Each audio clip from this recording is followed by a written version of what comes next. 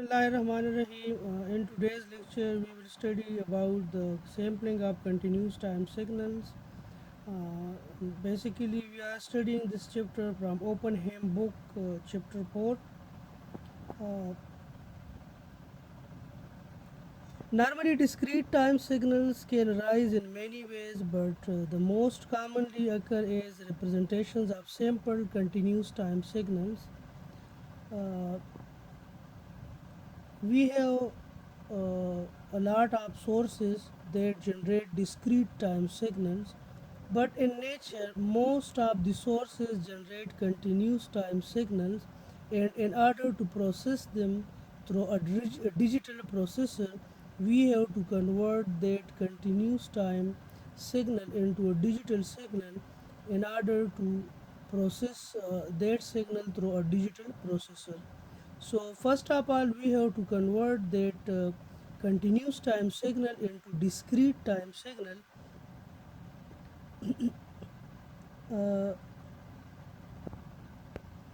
so we can obtain a discrete time signal from a continuous time signal uh, according to the relation. According to this relation, that x of n, which is a discrete time signal, it can be obtained from a continuous time signal through sampling. Here T is the sampling period.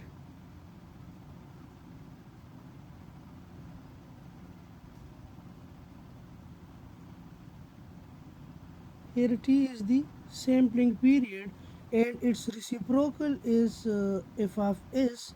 It is the sampling frequency.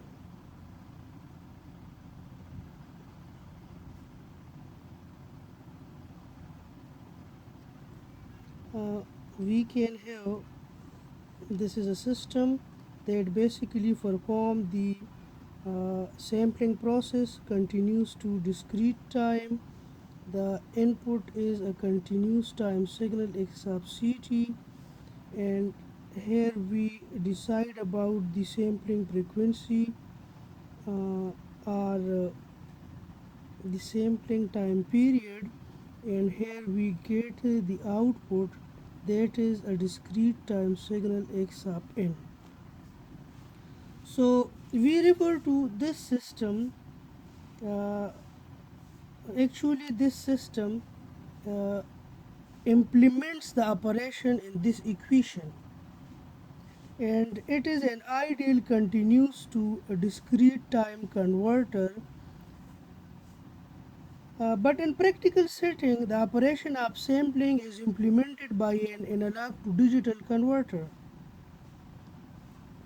But in practical, sampling can be performed by an analog to digital converter, and such system can be viewed as approximation to the ideal continuous to discrete time converter.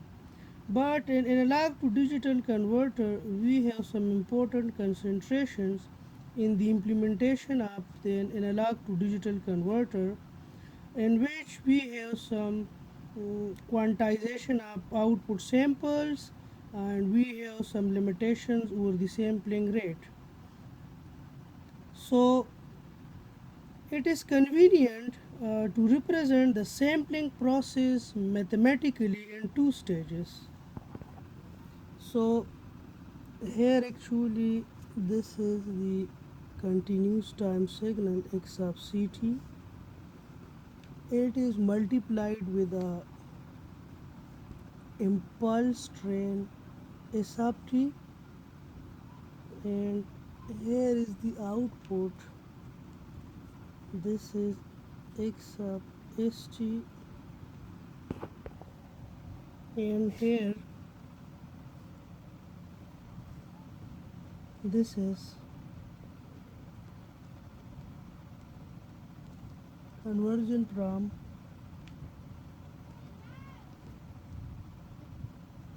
impulse train into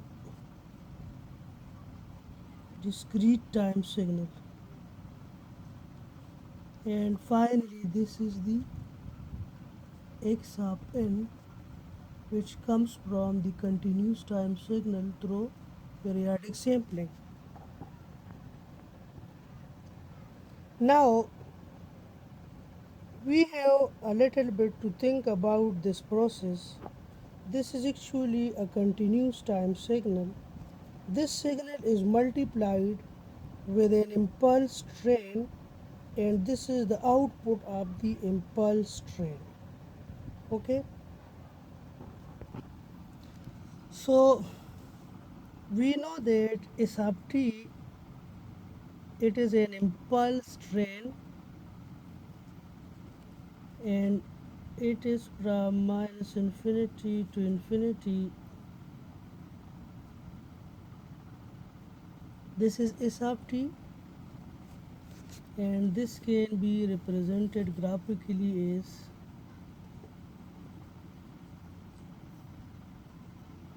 1, 2, 3, and so on, minus 1, minus 2, and so on. So this is S of t. What we have to do, we have to multiply this signal with x of t, x of ct. This is a continuous time signal. So let's suppose this is a continuous time signal, and it is the time t is equal to 0 up to some t is equal to tens, and this is, let's suppose, minus 10. So this is a continuous time signal, x of ct. Now we have to convert this continuous time signal into a discrete time signal. So simply we have to multiply these two signals in order to get the samples of this continuous time signal. So this process can be performed by multiplication. So now actually what we have done, we have multiplied this continuous time signal with an impulse train. This is a continuous time signal. We have just multiplied this signal with an impulse train, and the result is this discrete time signal. So this is actually the continuous time signals, and we have taken samples of this continuous time signal to get the discrete time signal. So we know that multiplication, now if we are going to see all this process in the frequency domain, then we have to convert from time domain into frequency domain. We have to go from time domain into frequency domain. We have to convert this x of ct from time domain into frequency domain. We have to convert this time domain into frequency domain, and we have to convert this process of multiplication into frequency domain. And we know that multiplication in time domain corresponds to convolution in the frequency domain, and convolution in time domain is multiplication in frequency domain. So if we want to study this process in the frequency domain, then we have to convert this signal into frequency domain, this into frequency domain, and this, the process of the multiplication becomes convolution in the frequency domain, and then we have to see the result in the frequency domain. But before going into the frequency domain, I want to give you a recall about convolution.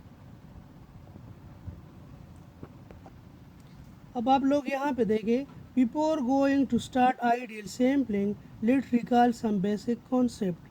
Number first, we know that convolution in time domain is multiplication in frequency domain, and multiplication in time domain is convolution in frequency domain.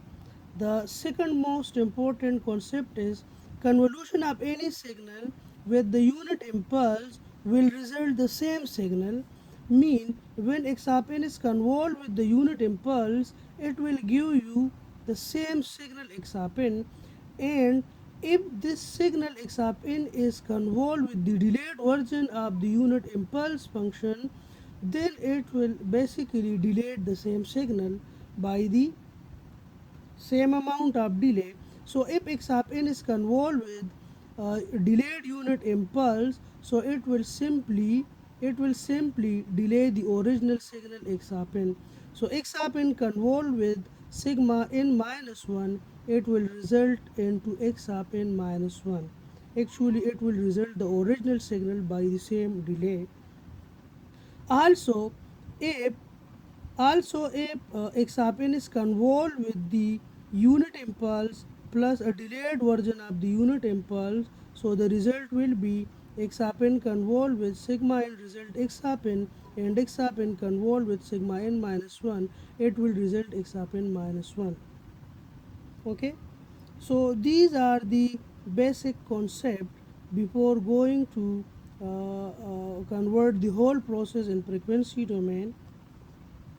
Now let's come back toward the sampling process. So we have to convert the whole process into frequency domain. This is x sub t, it is a band limited signal. When we convert this x sub t into the frequency domain, so actually it corresponds all the frequencies present in this signal, and x sub t becomes this x sub omega, which represent these range of frequencies. Okay, now this is a periodic train, impulse train. When we convert this into frequency domain, it becomes this signal, and then we have in time domain we have multiply these two signals. So this multiplication becomes convolution. Sorry. So now we have to convolve these two signal. We have to convolve this x sub omega with this impulse train. So x sub c omega and s sub omega. X sub c omega when convolved with 1 by t is, these are unit impulses, delayed version of unit impulses. So we know that when when x sub n when x sub n convolved with n minus 1, so it result x sub n minus 1. So here the same rules applied. When x sub c omega convolved with the delayed version of the impulses, then it will result the this signal. Okay, so now when we plot this signal, what we will get? We have to plot, we have x sub omega, and now we have to plot x sub omega minus n omega s. So now when x sub omega convolved with the impulse train, so what we will get? We will get this signal. So we see that the Fourier transform of this signal consists of periodically repeated copies of the Fourier transform of x sub ct. So the copies of x sub c omega are shifted by integer multiples of the sampling frequency omega s. Actually, when x sub c omega convolved with this impulse train, so it will result this signal. From where this comes, we have convert x sub c, the original continuous time signal, into frequency domain. We have convert the impulse train into frequency domain.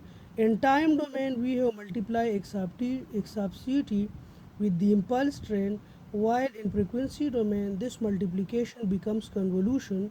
So after convolution, we have the result in the frequency domain.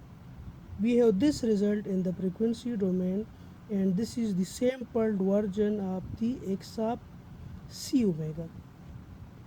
So now how to reconstruct the original signal? We have to simply pass this signal through a low pass filter whose transfer function is this, whose transfer function is this.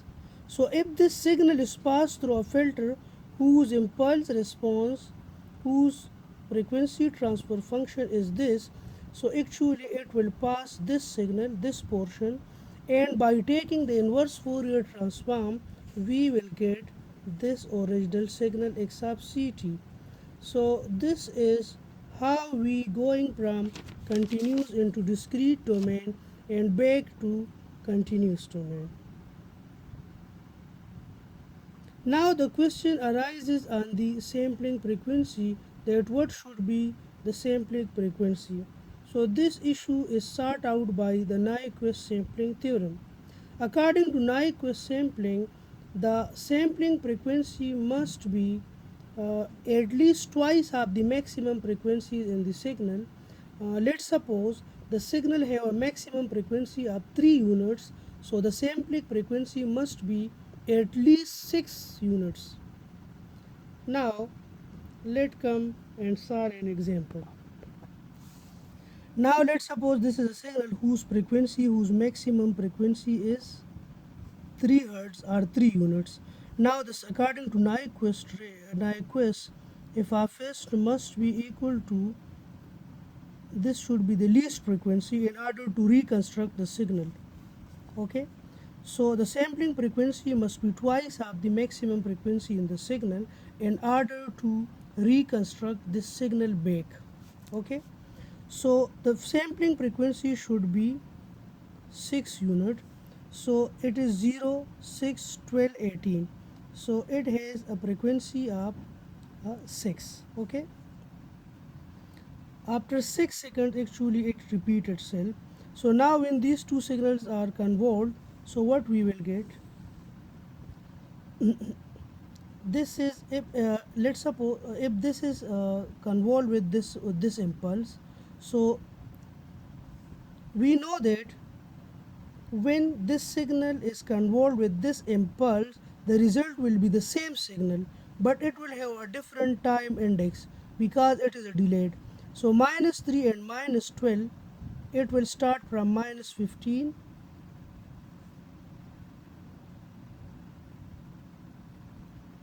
and it will end to minus 9.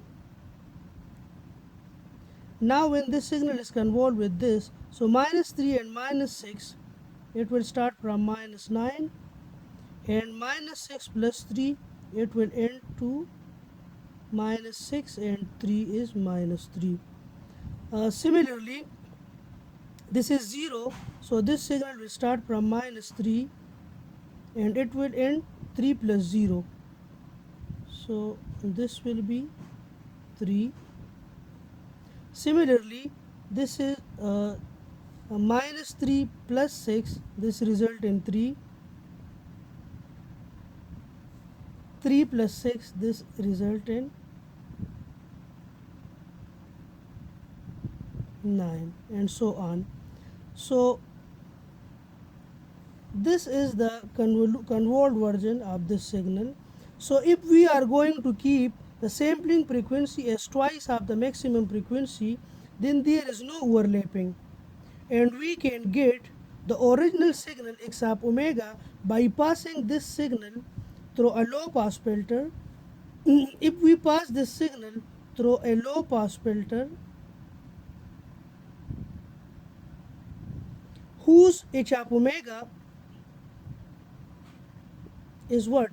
Whose h of omega is this, whose frequency transfer function is from minus 3 to 3, then if this signal is passed through this filter, then we will get back the original signal. This is h of omega, and when this signal is passed, so we will actually get this portion back. So when the sampling frequency is twice of the maximum frequency, then there will be no aliasing, no overlapping of frequencies, and we will be theoretically able to get back this x of omega from this signal. Now what will happen if we are going to violate this? If f of s is greater than 2f of m, what will happen? And if f of s is less than 2 f of m, then what will happen? We have to study these two cases as well. So let's consider the same problem, but we have to change the sampling frequency. Here the sampling frequency is 6. So in this case we have to consider the sampling frequency as 8, because what is the maximum frequency is 3. So 2 into 3 6. So if we choose the sampling frequency to be 8 units, so 8 is greater than 6. Okay, so in this case we have to choose f of s to be 8 unit and f of m to be 3 unit.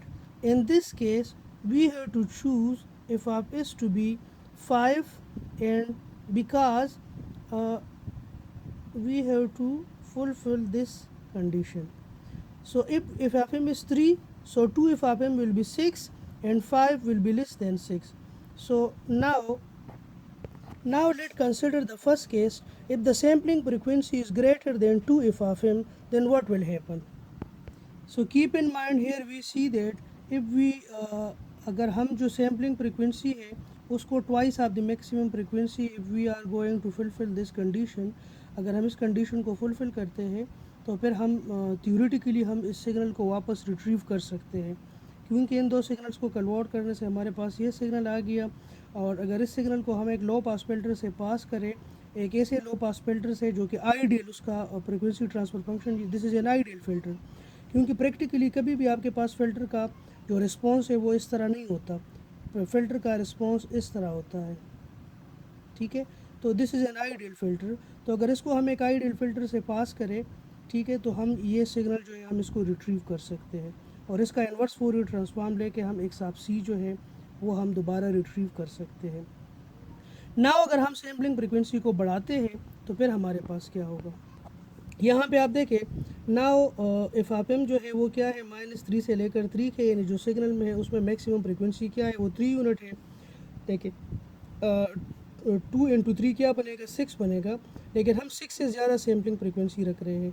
तो 6 से ज़्यादा का मतलब है कि let suppose हमने sampling frequency क्या रख दी, 8 रख दी।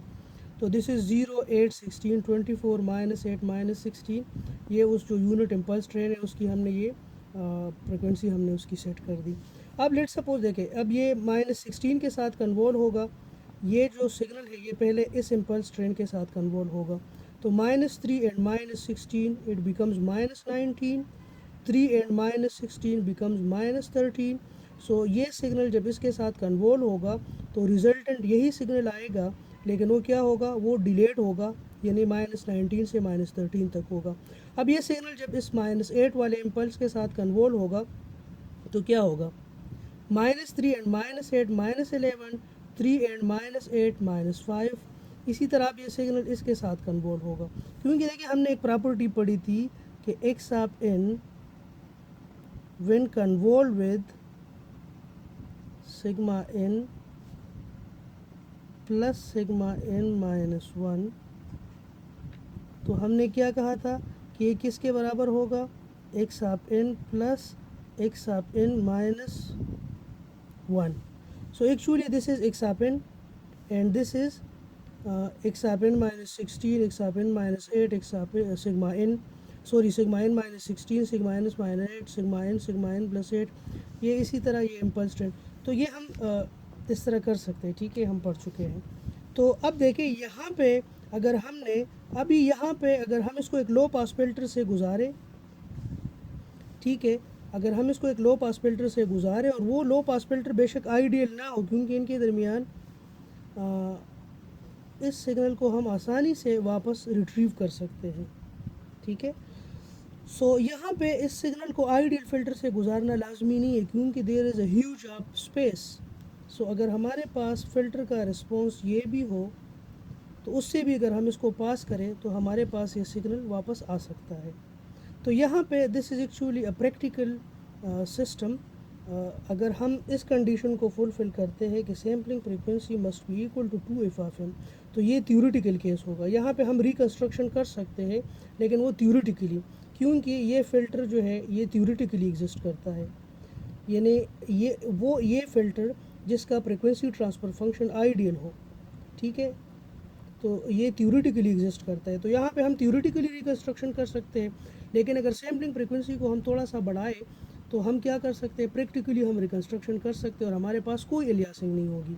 अब हमारे पास एक और केस है कि अगर सैम्पलिंग फ्रिक्वेंसी को हम कम रखें, 2f से हम कम रखें, तो हमारे पास की फिर क्या होगा, हमारे पास रिकन्स्ट्रक्शन नहीं होगी और हमारे पास एलियासिंग होगी।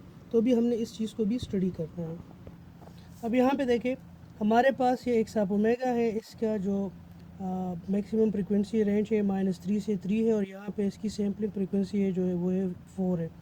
तो जब ये दोनों कन्वॉल्व होंगे तो -3 और -8, तो it will start from -11 and 3 and -8, so this will ends to 3 and -8 with -5। तो आपके पास ये -11 से स्टार्ट होके -5 तक आ जाएगा। फिर ये इसके साथ कन्वॉल्व होगा -3 और -4, तो दूसरा सिग्नल जो है -7 से स्टार्ट होगा और वो ख़त्म होगा 3 एंड माइनस, तो -1 पे ख़त्म होगा। इस तरह ये बाकी भी आप कैलकुलेट करके देख सकते हैं। अब यहाँ पे देखें कि यहाँ से ये सिग्नल जो है लो पास फिल्टर के थ्रू वापस रिट्रीव करना इम्पॉसिबल है, ठीक है। तो ये जो पोर्शन है, ये जो ओवरलैपिंग पोर्शन है, ठीक है, ये डिस्टार्शन है, ठीक है, और ये एलियासिंग कहलाता है, ठीक है। यानी इस ओवरलैपिंग की वजह से ये जो आपके पास ओवरलैपिंग आ रहा है, ठीक है, इस ओवरलैपिंग की वजह से we are not able to get back the original signal. So that is why we keep the sampling frequency at least twice of the maximum frequency per theoretical reconstruction, and per practical reconstruction we have to keep the sampling frequency a little bit high from the twice of the maximum frequency। तो आज के lecture में इतना ही काफ़ी है, ठीक है। मिलेंगे इंशाल्लाह अगले लेक्चर में। ओके जी, अल्लाह हाफ़िज़।